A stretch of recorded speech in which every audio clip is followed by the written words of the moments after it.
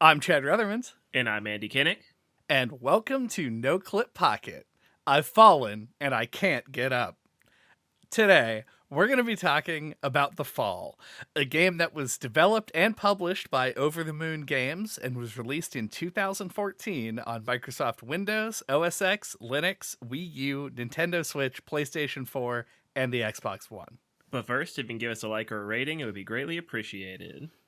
All right, so The Fall is, largely speaking, is a 2D adventure game, and the thing to me that came first to mind, and I think I said it at the end of the last Pocket episode, was the cat lady. But having now played it, the thing that it most makes me think about that we've talked about before is actually Gemini Rue. And it's because it is a 2D side-scrolling adventure game with gun combat in it. Yeah, good point. I also thought of Gemini Rue, but for some reason it wasn't with the combat, even though it is similar. Yeah, it does have a very similar sort of feel to it in terms of mechanically you're walking around stuff. And I have several thoughts about this game, and I'm unsure exactly where the best place to start is going to be. I mean, the combat came up right away. You just want to talk about that? Yeah, we can. I think we should lead into it. I'll say we'll just talk about the premise a little bit. You play as Arid, ARID, which is an AI aboard a Mark 7. Yeah, a Mark 7. I should know this because you hear it so many times. You're basically somebody's space armor, and you're escorting around an unconscious human person as you go through the game in an attempt to find medical treatment for them. Yeah, the game opens with the titular fall. You fall to the planet, and your pilot is knocked unconscious, and then the suit has to pilot his body around, which is a really cool concept, I think, just to start out with. Agreed. I think as far as the actual concept of the game goes, I feel like I love the setup because it gives you all the reasons that you would need to be playing as an AI. It sets up sort of your goals and motivations. And I just think that the idea of playing as an AI, where you are sort of doing literal actions, but the AI takes the lead in terms of all story-related things, I think is all set up really well in order to tell an actually affecting story about robots, essentially. Yeah, and it even kind of parallels a little. I know, with my personal experience of playing Metroid, where Samus's armor makes her look like a robot. So it's at times I forget that I'm not just playing a robot, and when you get killed, you realize, oh, there's a person inside. That's the case here too, but only that's more explicitly what it's about. Right. And yeah, there is actually an AI. It just doesn't look like a robot. And much like in Metroid, you have a list of cool abilities, and then when you fall, it damages your suit and makes it so that you can't use any of your cool abilities. Right. Though I would not call this game a Metroidvania. No, it's much more of a point and click adventure. That's where its roots come from. Absolutely, yeah. And I mean, this game is it's not new. The game's 10 years old starting in next a month. Year, yes. Yeah. So that is it isn't so much like a classic game. It's weird because it is an older game that is taking direct inspiration from even older games. And then the things that it does, I think, that most likely were sort of the elevator pitch, though this is developed and published by the same company, which means they didn't actually have to pitch this to anybody, really. Yeah. It was what if we had this like adventure game, point and click adventure game with inventory and item interaction, but also you move around pretty fluidly, and there's a jump button, and there's gun combat in the game. Yeah, yeah, kind of like a mix between like a point and click and a cinematic platformer. Which admittedly is also what drew me toward the Cat Lady.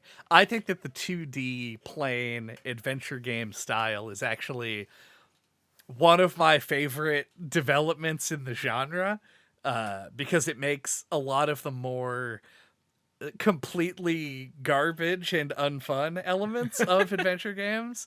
Mechanically speaking, it smooths them all out. With the potential problems being like you don't have as much like space to create like an artistic background, or like you can't really do the same things visually on a 2D game than you can with one that's like that you have more control over the camera, like in a classic point and click. Like Yeah, yeah. this game looks pretty good, but it does not realize a world in the way that like Grim Fandango does. No. It's got much more of like a like silhouette kind of moody vibe going on. Yeah. But yeah, I think that pretty much that gets to the basics of the game. If you haven't played the game yet, we haven't spoiled anything. So if you want to go play it, now we're going to talk about the rest of the game. We mentioned at the very beginning the gun combat, and I think it is something that we should bring up early on, because just mostly to get it out of the way.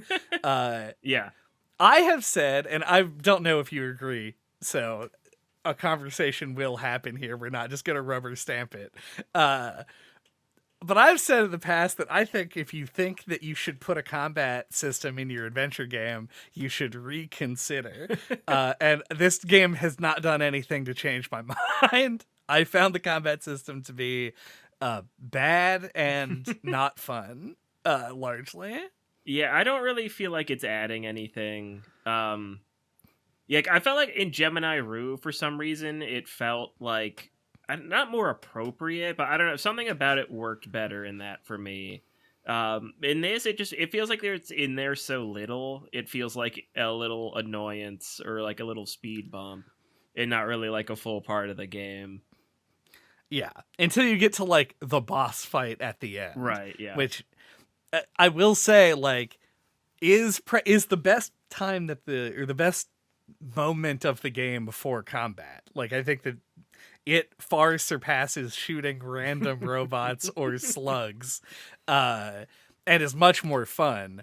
I don't know if it was worth the whole system to get it. Like Yeah. the fact that they had to make a cover system and shit that just gets overridden completely with the camouflage. Like it was a weird experience going through this and seeing them continually upgrade your like combat capabilities, when most of the game the only things that you're fighting are stationary robots. Yeah, like I understand the design impulse, because like you're already like the way the like looking around and examining stuff system is built. You could it works for aiming a gun as well, you know. Yeah. So like I get why it's in there, but like I don't. Yeah, like just a straight up like basic cover shooting system isn't really doing anything. Like I think maybe like if you had to use it in more puzzly ways, like maybe you had to like shoot a thing to have it fall on a robot, or I don't know, like something a little bit more different I think would have worked better. But that would take more like time to develop. Yeah. So like it probably just wasn't in the cards for the indie team that made this. Right. Yeah, it's one of those things where like the gun is used to solve puzzles, like by shooting things with bullets, which is good, but and I can also see like what you're saying, like the through line between we have these systems and like maybe it started all as one mass. Like they were like, we'll have a gun and you can shoot enemies and it will solve puzzles and it's the way that you examine the environment. But it feels like to me, it's like they had all of these things that do work, and then actually fighting enemies was just kind of like, we have to fit it in somehow. And so there's just some stuff around. They're infinitely respawning robot generators in a couple places that just feel very like shoehorned, that don't make a lot of sense to me. Yeah. I wasn't a big fan of the combat. But I agree with you. I do see sort of how like it came to be. Yeah. But you mentioned something, another kind of interesting thing about the game's interaction, like compared to other adventure games and 2D adventure games, even like the Cat Lady and stuff still has like a point and click interface to it. It is the fact that you have to like examine things using your flashlight to look up and down in order to actually sort of register them. You can't just like walk left to right and mash the interact button. You have to actually look at things. Which, I mean, it seems good. I wouldn't call this out as being like the greatest mechanic ever in a video game, but I do like the fact that it forces the player to be observant as opposed to trying to find a way to make it seem like the player has to look for stuff, but they could choose. Like, I don't know. Yeah, no, I agree. It makes you be more active, and it like brings it closer like to like a middle ground between something like the Cat Lady, where like you walk in front of a thing and it gives you like a prompt that you can interact with it like automatically. I think that's how the Cat Lady works. But you actually have to like, you still have to like pay attention and actually like make the choice to inspect a specific thing. But it's just like in a much more limited, easier to interact with system than, you know, being able to click freely anywhere. Right. It feels more, it has the benefit of the 2D in that you aren't doing pixel hunting. Yeah. But it also has the slight complication of having to actually identify things that you have to look at and examine. It does have a bit of the detective vision problem where it's like, if you're moving, you have the flashlight out and are just scanning up and down repeatedly. But it's so not actually a problem. Yeah. That it doesn't really bother me, but like it is it is a thing that it's a system that forces the player to actually look at the environment to find things, and doesn't have to hide them in a really obtuse way in order to force the player to be the one that sees it. Like it's innate, it's built into the system. And so I do like it for that. So I guess, do you want to talk about like some of the puzzles? Sure, yeah. Yeah, like I wanted to know if there were any puzzles in here that felt very Moon Logic-y to you. Were there any cat hair mustache moments for you? For me, it was less that they were Moon Logic in their actual like if you explained it to somebody, they wouldn't know what you were saying. Like, what do you mean? I have to do these things? Like, that doesn't make any sense in the context. My problem is that a lot of them had steps that I felt like there was no way for you to intuit. And that was my biggest problem. The one that comes to mind, I think, immediately is the you have to put a flower in a vase and make a room beautiful, and the instructions that you're given are make the room beautiful. But the actual thing that you have to do is like go into an attic and find a computer and hack into the computer and change what season it is so that the flowers that you already have match the season. And I remember like getting to that point because like I just gave up on it, right? Like you come across the computer later if you're doing something else, which you could argue is good design. But it like and I like that part of it. The part that I don't like is that I was at a point where I was just like, I don't have the information to solve this, but the game feels like it is telling me I do. Like I was trying to dye the flowers using the conductive fluid or the the green slug blood because you had these vibrant colored inventory items. I was Mm-hmm. like, maybe if I do that, but then you can't pick the flowers back up. It just like felt kind of frustrating to me, like that type of task.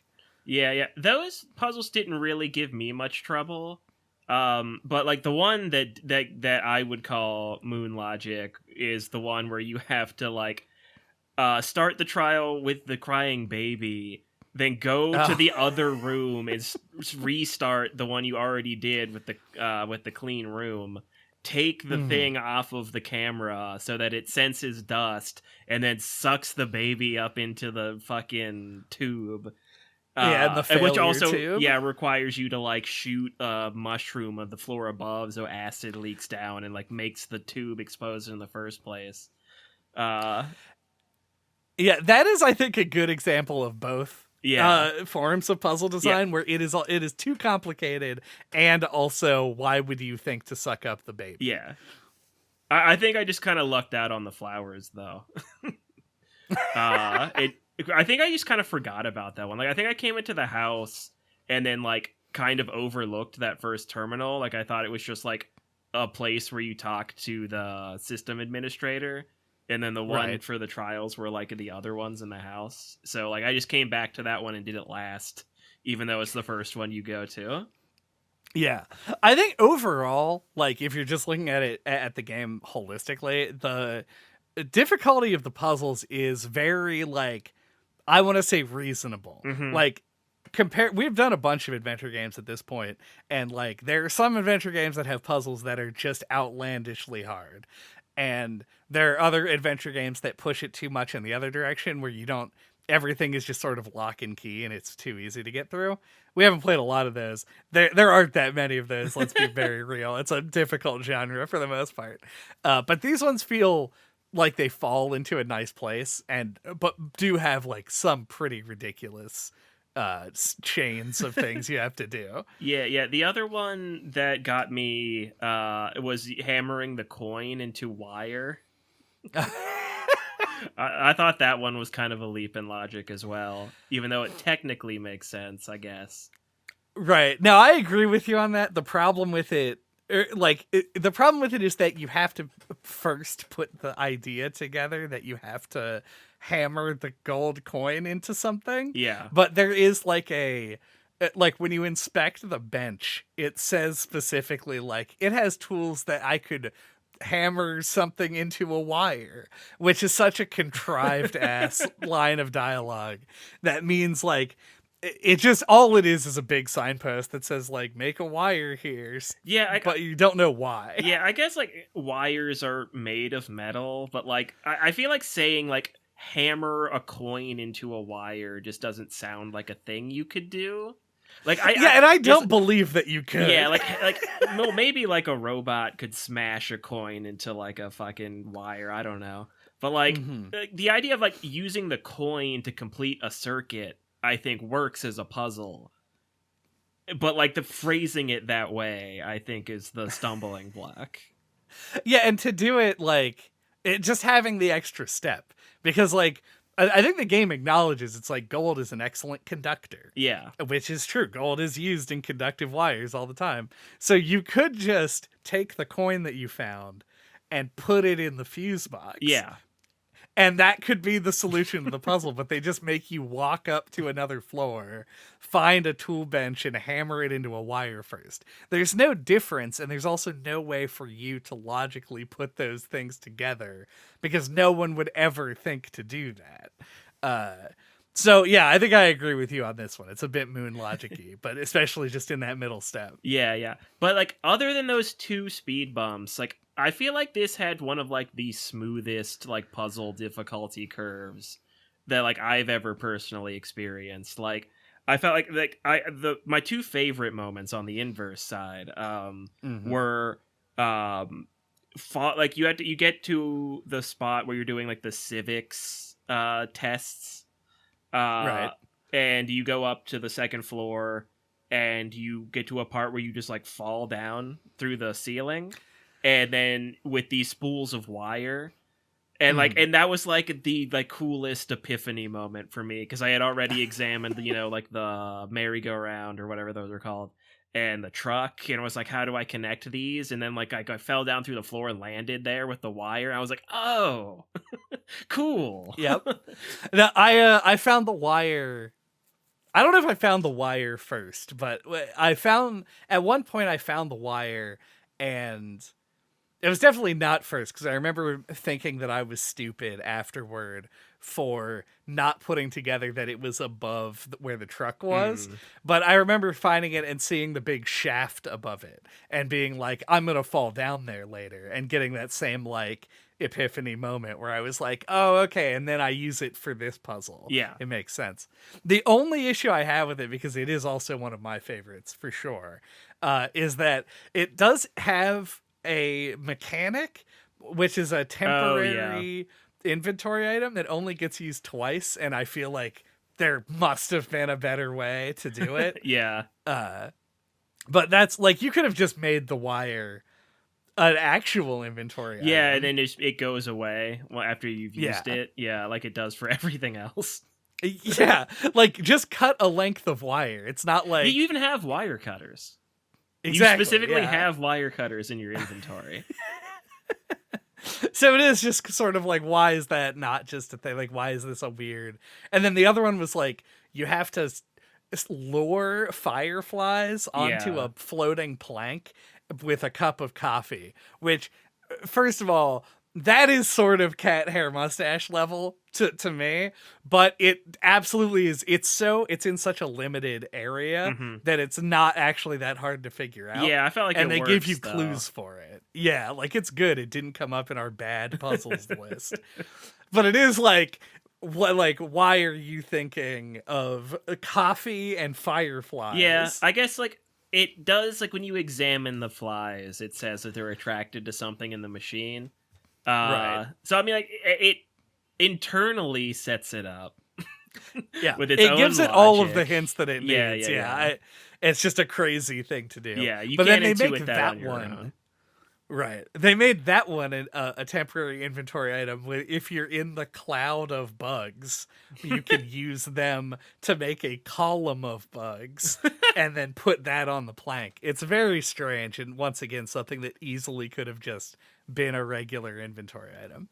But otherwise, though, good call out. I love that puzzle. Yeah. I think it's great. And then the other one was covering yourself in fish guts with the chemical shower.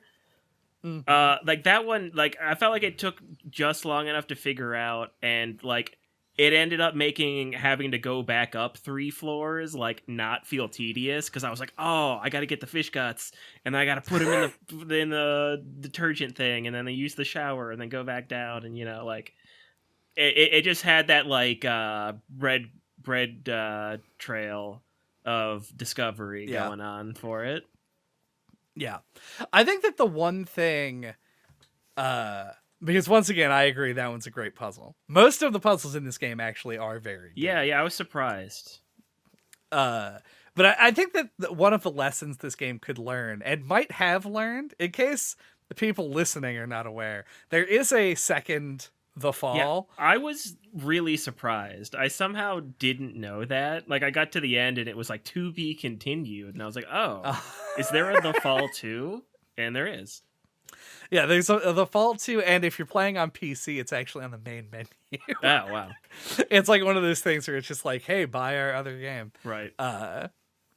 And I have a few things that I want to say about The Fall 2 near the end. It's not really the place for it.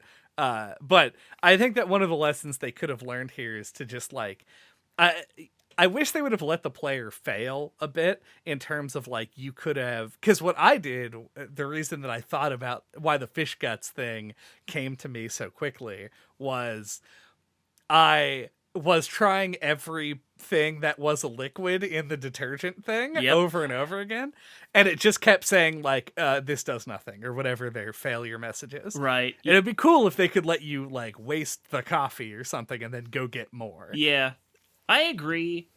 Like, I think it helped though, like reinforce that you had those items in the inventory. Like, cause like I know like as soon as because like I think the slug mother, like the brood slug puzzle, could have been like a little obtuse to like figure out, but like the fact that Mhm. like you had like the way that, yeah, like it's a small area, you have to like go back to that break room a couple times, so you like naturally like read and like kind of retain that information about it, and like you Mhm. read the computer monitor about how to mix them. Like I feel like that solution immediately came to me, even though it's like kind of complicated. Yeah, that's true. Also, you know that somebody who has not played the game and just was going to listen to the episode anyway, Right. just now heard like, wait, Slug Mother puzzle, and was like, I'm gonna go play it now. That sounds great. Yeah. Uh, and also, that's probably one that I would call out. I like the Slug Mother puzzle. Yeah, it's cool. Just it's like a good like set piece for a puzzle, which you don't see a lot. A lot of Hmm. times, it's like, how am I going to unlock this door? But it's like now it's like, how am I going to explode an enormous alien slug? Like that's just way cooler than other goals are. Yeah. I'm gonna save uh, Joseph's, even if I have to explode every slug in the galaxy. that's dedication. Hmm. I do want to before and now that the one guy who wanted the Slug Mother puzzle is gone, I do want to say a few things about the game that I think are more negative. Sure, sure. Uh, I hate the way that you move in this game. Yeah.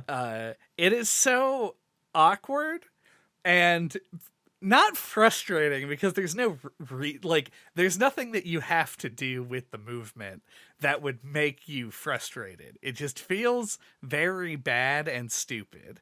Uh in the way that you move around. Like when you're examining stuff, there's like a uh an arc, some degree of space directly in front and behind you that you can't look at because your character will put the gun like away if you look straight down, and you just can't examine with it, so you have to like awkwardly move around. And it's like it's hard to describe exactly what it is. Like the problem is it's like you don't have fine movement and you can't just turn around, you have to start moving in the other direction. Hmm. So it like has resulted multiple times in me like running around the same spot for like a few seconds, which is longer than I should have to look at one spot on the ground. uh and it made it, and it does get a little bit frustrating in the final boss. The combat in the game is not hard. Hmm. It's not like your movement is super important to staying alive, but like whenever you are in combat and you have to contend with the fact that the system is just sort of weird, uh it just makes it's probably what makes me not like the combat, like we started the episode saying. It's just like it feels awkward to do. uh and like I love that the game tries to go for the 2D side scrolling style because like I said, I really like it in adventure games. uh but I wish they had spent a little bit more time making it feel actually good to play. Like jumping is ass. I don't know why they should have just had like a button you press that jumps to a ledge, because good god, like you just jump at something and just hit into it and fall and then grab. It's not like it's bad to play, it just looks awkward, and like I look at it and I go like, you could have done something better, I'm sure. Yeah, I feel I didn't think it felt as bad as you did, but I don't know if playing with a controller makes a difference. Like, It probably does. but like I know what you mean. Like, it does feel a little bit awkward or a little bit like digital. It feels, yeah, like you're moving a character that was programmed to move around because that's what's happening. But Right. yeah, like, I don't know if it's being too charitable, but like that made me like that reinforced the idea that like I'm not controlling a guy, I'm controlling an AI puppeting a suit around. Um, Right. but I don't know. So I don't know if that's like at all intentional or not. I feel like it could go either way, especially like the jump. I agree it is awkward and janky, but it does kind of feel like the AI is just kind of flopping a human body around, like the way he hangs off the ledge and stuff. Yeah, I think technology is the correct answer to this, but I don't think it is making the AI more believable because it's like a combat suit. Like, Right. I feel like But the AI is smooth not motion. usually piloting it, though. Like, I that's guess not like that's what its fair. job is. This is like a unique circumstance. That is true, yeah. So there is definitely something to that. But I do believe that the technology available to indie developers in 2014 is what is probably most to blame. Yeah. Like, yeah, I think this was made in Unity. But yeah, Eh? like yeah, it does kind of feel like I know like game maker games are like hard to get like smoother movement out of. So it might be, I don't know, something like that. Yeah. And once again, the age of this game is definitely showing in that.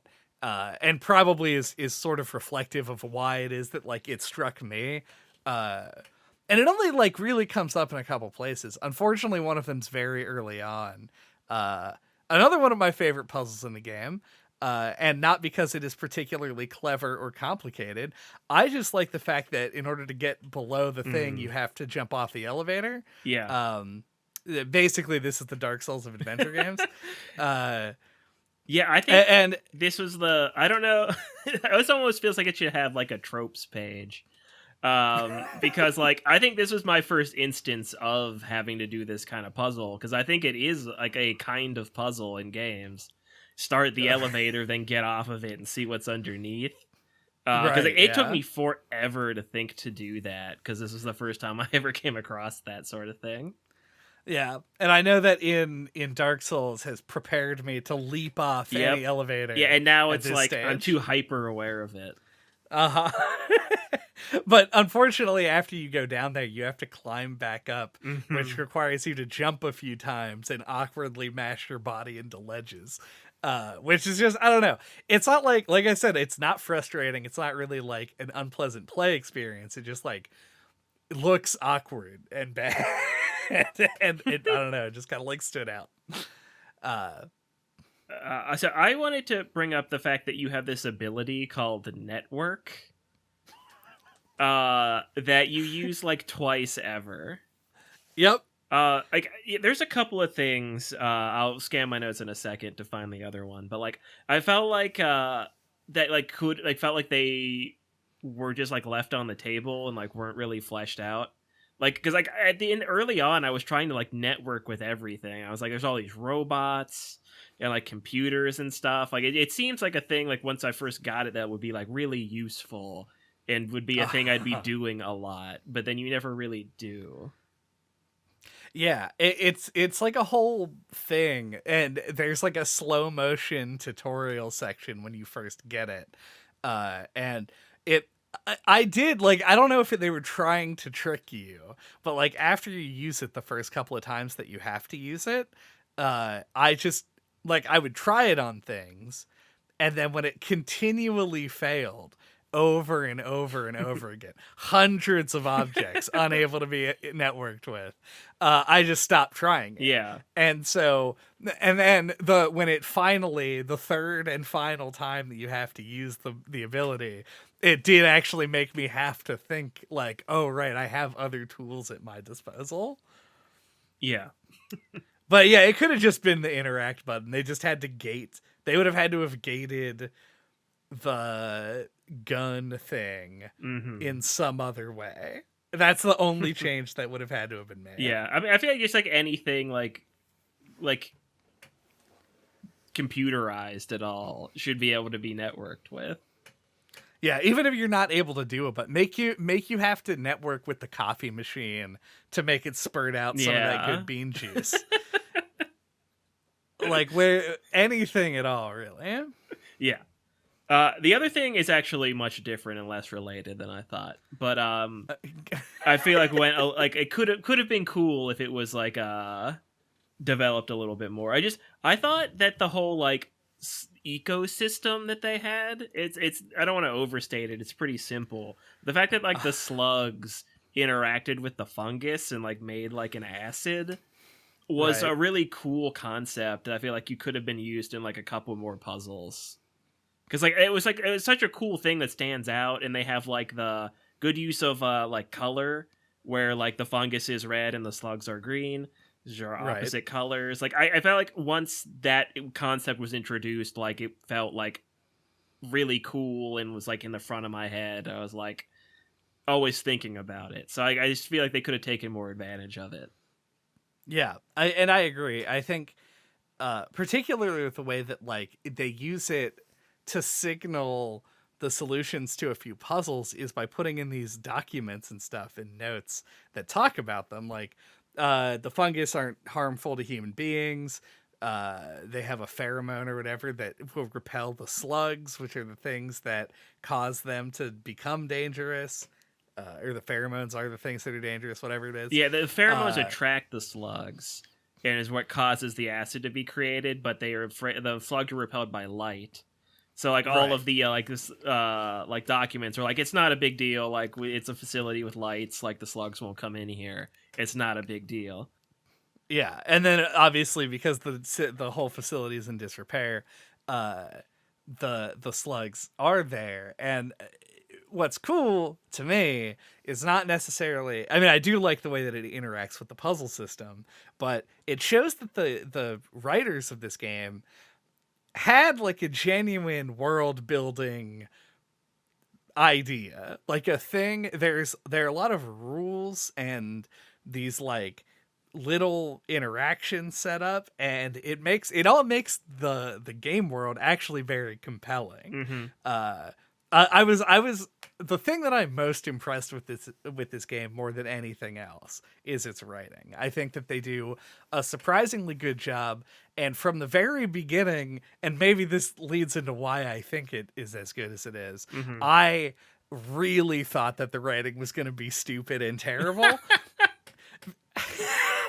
because I feel like I've seen this like genre game set up so many times where their whole idea behind the game was going to be like some mechanical interaction or like something, and that was going to be the selling point, but it isn't. Like it is just like a basic adventure game, but then they actually tell like a very good story with great characters, or mostly great characters, and like a world that has rules and makes sense. Like I was really impressed by it. Yeah, no, I feel like it hits a real sweet spot because like it tells like an interesting story, but it's like not too complex or like high concept. Like I would call it like a popcorn game.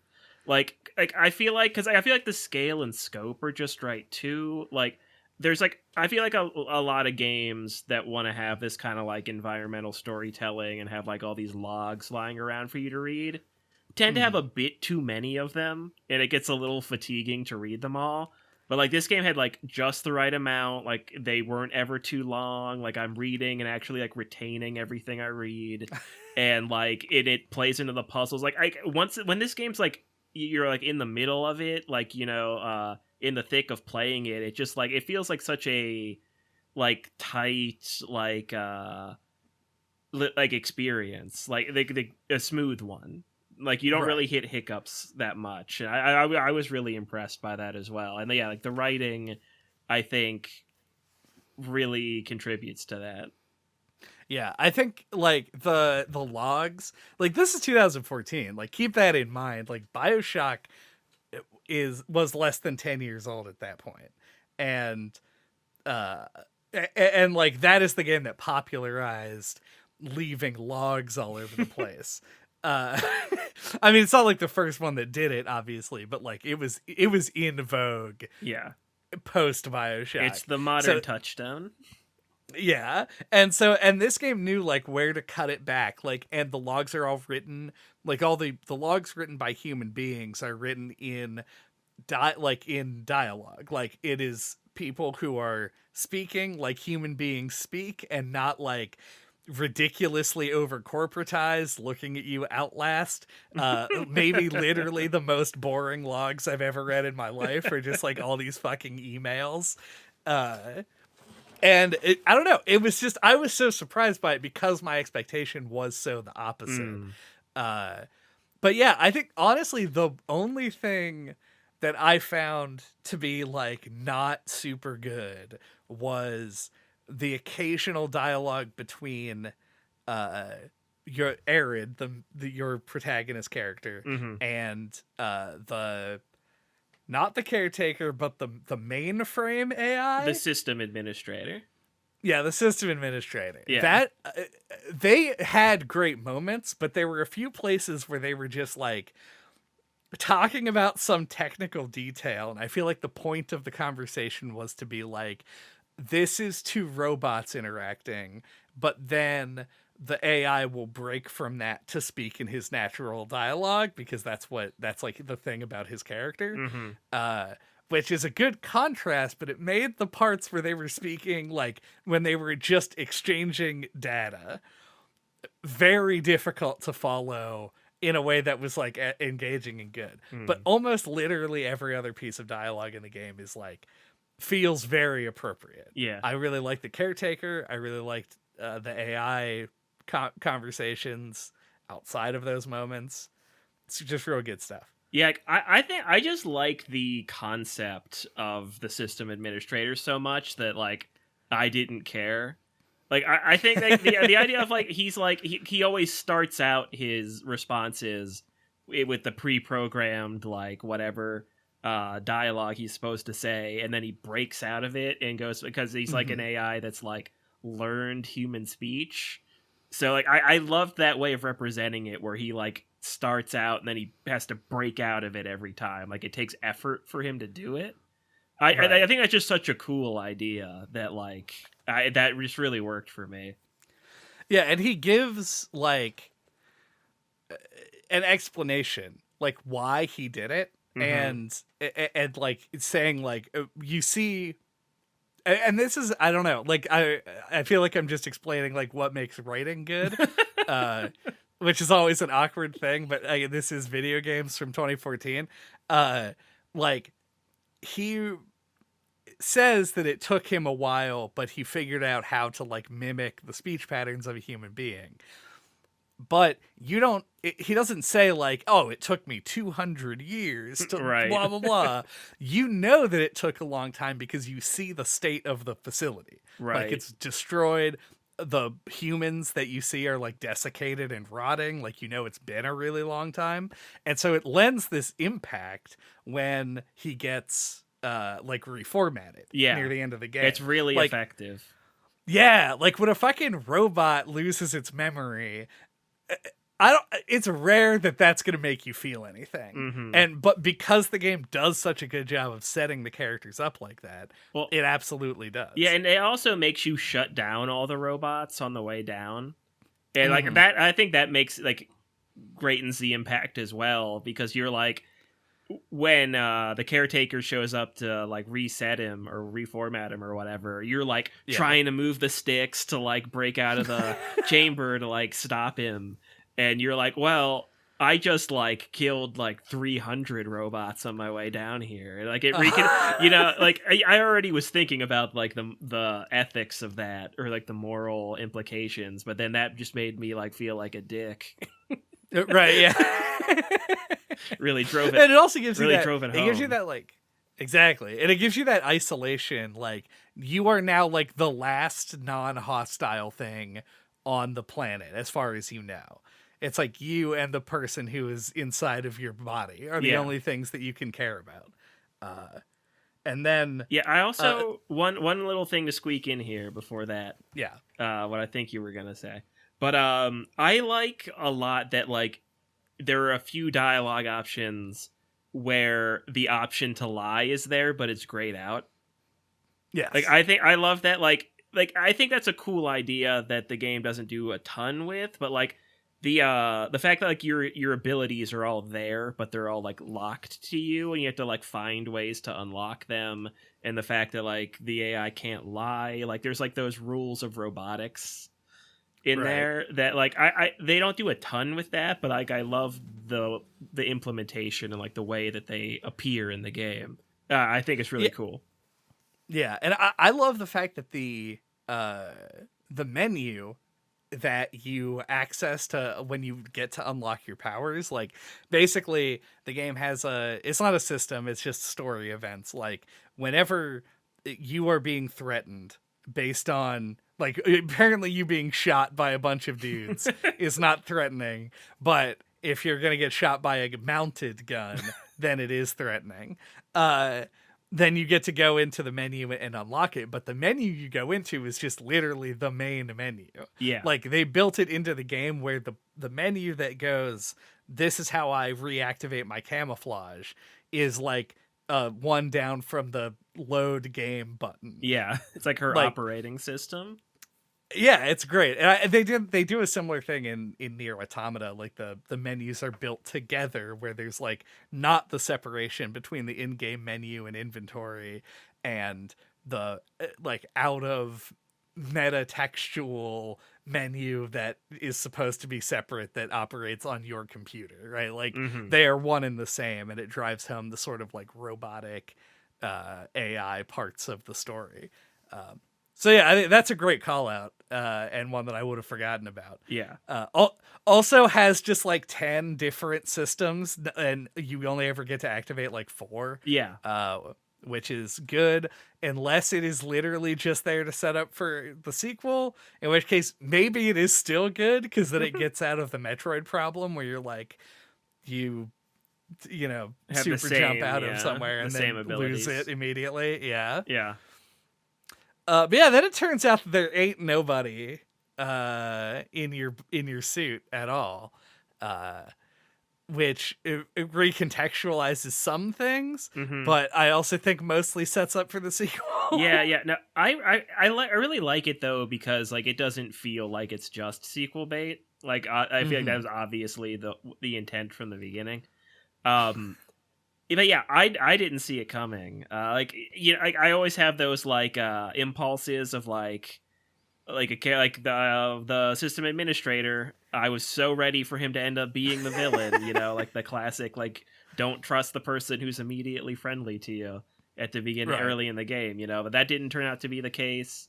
And the caretaker didn't end up being like there was no twist with him either, like I was thrown completely off the scent of like there just being nobody in the suit. Yeah. I don't necessarily know that I thought about it beforehand, but it was a very cool moment going in and having the reveal be her taking the helmet off. Yeah. Because, like, there's lots of other things. It's one of those things where it's like well, yeah, shouldn't the AI be aware of this in the first place? Yeah, like the scan. Like the medical scan. I thought that was such a cool moment. Because, like, I think I just believed it right away, but you do have that moment of doubt. You're like, oh, is there somebody in there? Or are they just dead? Turns out there's no one in. Like, it really intrigues me, though. It makes me want to play the sequel. Because, like, it makes me think... It immediately makes me think of things like Signalis. Or, like, is she stuck in some kind of, like, simulation? Or, like, some kind of time loop? Or, like otherwise, why did she end up that way like, or not...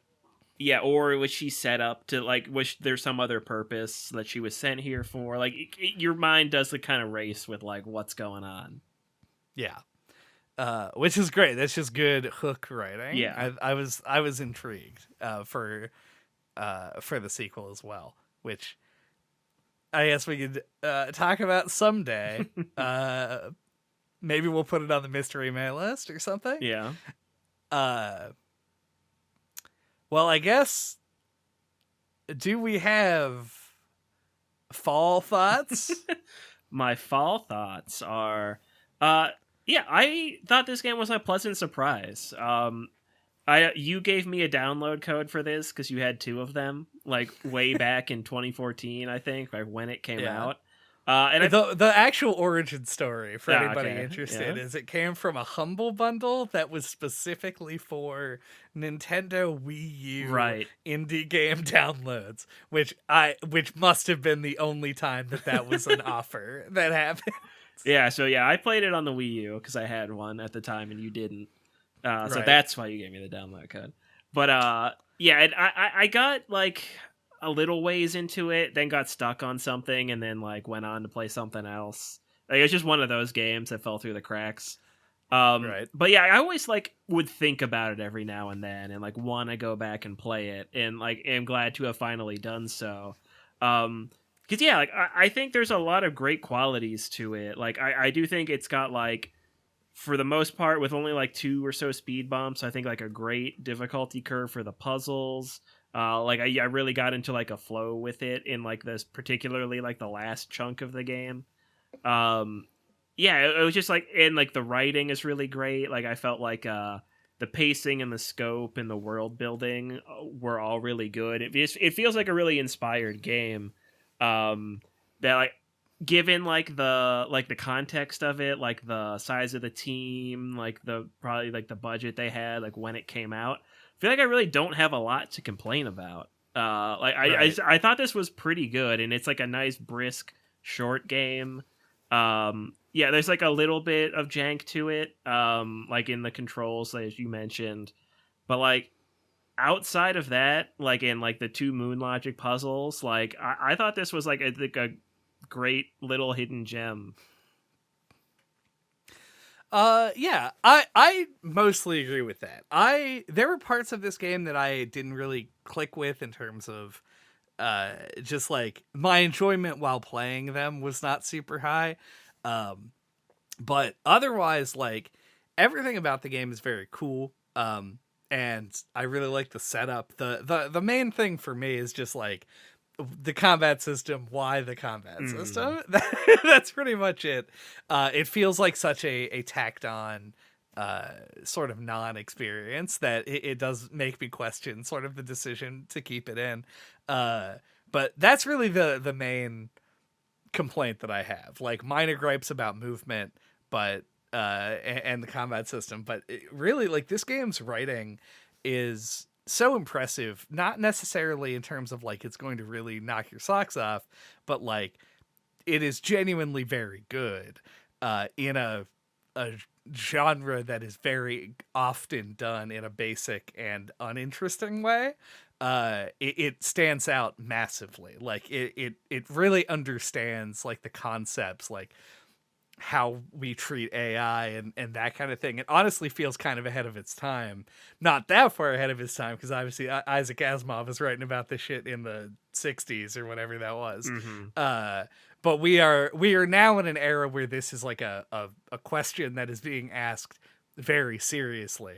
And the fact that this game tackles it in such an interesting way, and while building characters that actually are sympathetic, uh like, if you would, without the writing, like, if the writing was just bland or like non-important, I and you put this like, should I play this game, I would probably have brought up Gemini Rue and said, like, Gemini Rue is a game that makes its combat feel a lot better, but it's a similar style of adventure game in a similar setting. It's more cyberpunk than this game is, but like, that's like, to me it was like that just seems like the clearly better option.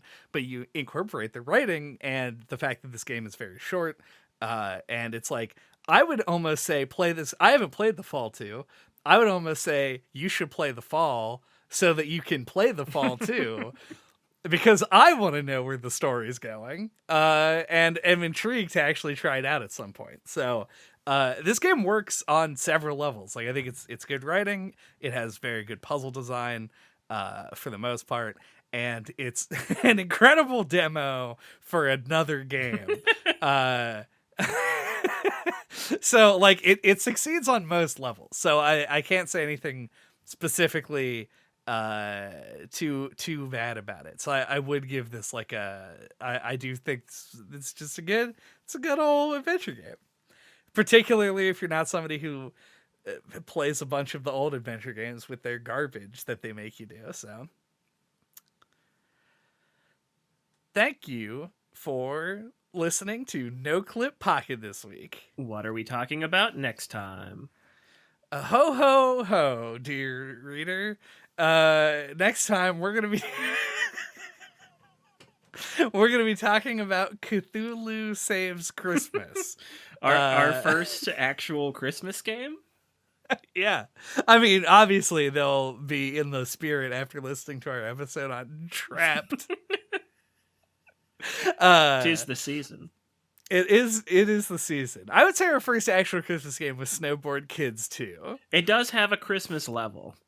Yeah, which honestly is better than anything else that we could argue for. So yeah, we're doing an actual Christmas game to sort of close out the year. I will say, as a gift to us, if you'd like to give us a nice gift, you should go to any of the channels that I'm about to describe, where you can communicate with us and give us some suggestions for our upcoming Fan Brewery month, where you pick the games and then we pick the games from the games that you picked. It's kind of a comment. I'll work on the slogan. Yeah, never too early to start thinking about your Fan Brewery suggestions. Exactly. Get them in soon so that we can add you to a big spreadsheet and then agonize over it for a month. But until that time, you can get a hold of us and send your February suggestions on our website at noclippodcast.com or on splattershot.pro. There you can find links to our email address, the Discord server, our YouTube channel, our Twitter account. All of these have comments and messaging capability. And on the website and on YouTube, you can find all of our old episodes, including the ones that we did on Gemini Rue or on Grim Fandango or The Cat Lady. Detention. Detective Pikachu. Yeah. I don't know if that one is quite the same, but yeah. Shine a flashlight on the like button. Upgrade to the semi-automatic pistol and shoot that bell. And camouflage in the comment section so that you won't catch any strays.